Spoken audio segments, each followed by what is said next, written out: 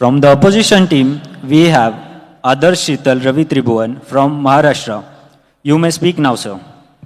Aristotle ने कहा था injustice arise when equals treated unequally but also when unequals treated equally. यानी अन्याय तब होता है जब समान लोगों के साथ असमान व्यवहार हो, परंतु अन्याय तभी भी होता है जब असमान लोगों को जबरन समान मान लिया जाए। जय संविधान में आदर्श त्रिभुवन, इस सदन का मानना है कि 50% से अधिक आरक्षण समानता को कमजोर करता है। मैं इस प्रस्ताव के खिलाफ मात्र सत्य की पक्ष में खड़ा हूं। सबसे पहले तो सदन से पूछना चाहता हूं, जब एकलव्य का अंगूठा काटा गया था सिर्फ इसी कारण क्योंकि उसकी मेरिट एक खास कुल से पैदा नहीं हुई थी। जब महाड़ के तालाब का पानी पशुओं के लिए खुला परंतु इंसानों के वर्ग के लिए वर्जित, तब सदन की यही असमानता वाली भावना कहाँ थी? ये केवल पुराने किस्से नहीं, लेकिन इसी मानसिकता के कारण आज भी जब देश के मुख्य न्यायाधीश की ओर जूता उछाला गया, जब देश की बेटी टीना डाबी यूपीएससी टॉपर बनती है तो उसकी काबिलियत पर फख्र करने के बजाय गूगल पर उसकी जाति सर्च की जाती है। और जब रोहित वेमुला अपनी आखिर की चिट्ठी में लिखता है कि मेरा दोष है था कि मेरा जन्म एक दलित परिवार में हुआ, अगर और ये कहकर उसे जान देनी पड़े तो इस जगह पर जाकर 50% की दुआई देना उसी प्राचीन कालीन मानसिकता का मैं पाखंड मानता हूं। यदि देश में अन्याय की कोई सीमा नहीं, यदि देश में अन्याय 100% के ऊपर, तो न्याय की भी कोई सीमा नहीं होगी। न्याय भी 50% के भीतर नहीं रहेगा।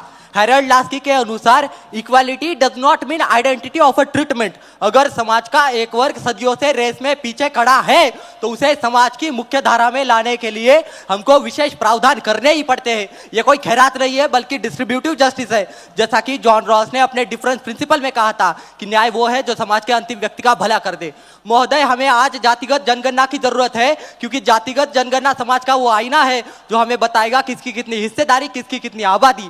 जब तक हमारे पास डेटा नहीं, जब तक हम समाज, सामाजिक, आर्थिक प्रतिनिधित्व निर्माण नहीं करते, तब तक हम देश में न्याय की भी बात नहीं कर सकते और नई विकसित भारत की बात कर सकते। सबसे पहले प्रतिपक्ष अनुच्छेद 15 और 16 को समझे। 1992 के इंदिरा साहनी केस का अध्याय अब एक पुराना अध्याय हो चुका है।